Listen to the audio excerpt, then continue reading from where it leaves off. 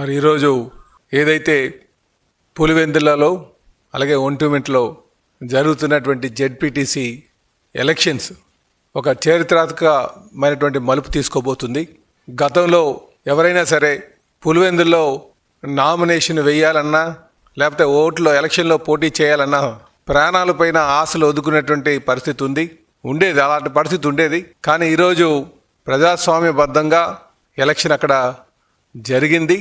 గతంలో ఎవరైనా సరే పులివెందుల్లో పోటీ చేయాలన్నా లేకపోతే ఆలోచన చేసిన వారిపైన దాడులు చేయడం, అలాగే అరెస్టులు చేయడం, వాళ్ళని నామినేషన్ వేయకుండా నియంత్రించడం, అనేక విధాలైనటువంటి దారుణాలు మరి పాల్పడినటువంటి పరిస్థితి ఉండేది.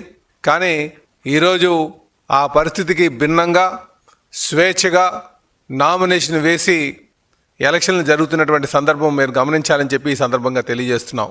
మరి ఈరోజు వైసీపీ నాయకులు చాలామంది పులివెందుల్లో తెలుగుదేశం పార్టీ నాయకులు పోలీసులను పట్టుకొని దారుణాలు చేశారని చెప్పేసి ఆరోపణలు చేస్తున్నారు.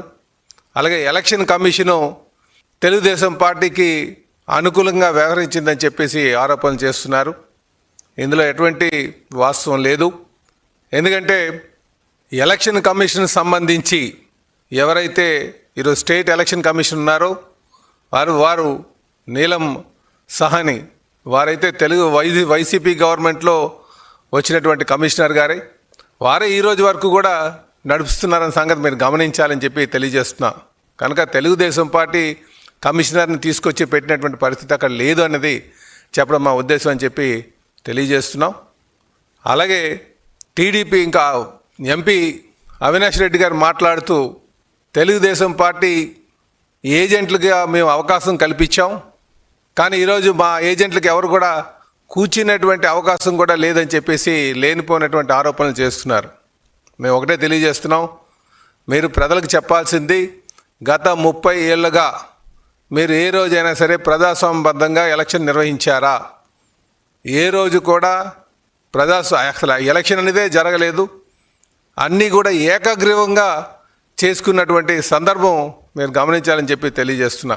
కానీ ఈరోజు ఏకగ్రీవంగా అలాంటి పరిస్థితి లేకుండా ప్రజాస్వామ్యం మళ్ళీ ప్రాణం పోసుకునే విధంగా తెలుగుదేశం పార్టీ అక్కడ మరి ఎలక్షన్ నిర్వహించడం జరిగిందని చెప్పేసి ఈ సందర్భంగా తెలియజేస్తున్నాం.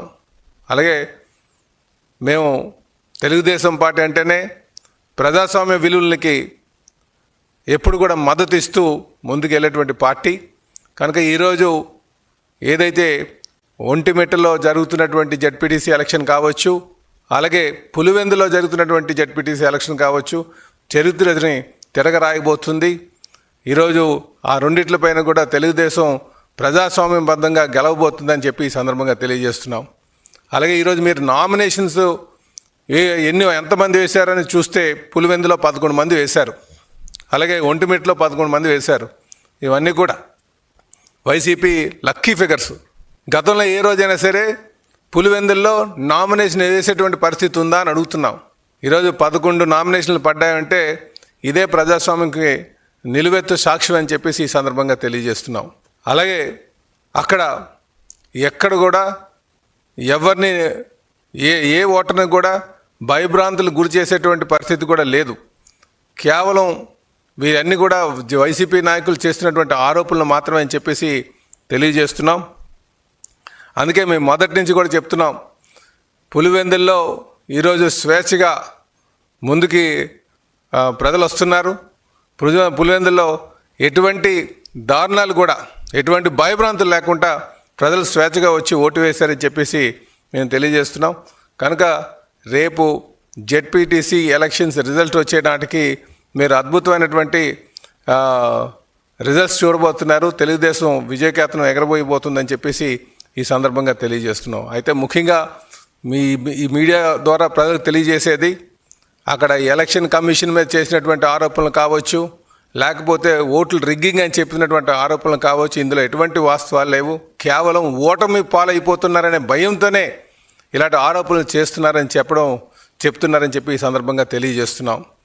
అలాగే మీరు వైసీపీ నాయకులు చూస్తుంటే వాళ్ళు చెప్పేటువంటి ప్రతి మాట కూడా మేము ఇక్కడ నియంత్రణ పాలన సాగుతుంది, పోలీసులు దౌర్జన్యం చేస్తున్నారు, ఎలక్షన్ కమిషన్ ఎవరు కూడా సహకరించట్లేదని చెప్పేసి చేస్తున్నవన్నీ కూడా అవాస్తవాలు. ఈరోజు అక్కడ ప్రజాస్వామ్యబద్ధంగా ఎలక్షన్ నడిచింది. దానికి ప్రజలు స్వేచ్ఛగా వచ్చి మద్దతు పలుకుతున్నారు. తెలుగుదేశం పార్టీ రేపు గెలవబోతుందని చెప్పేసి ఈ సందర్భంగా తెలియజేస్తున్నాం.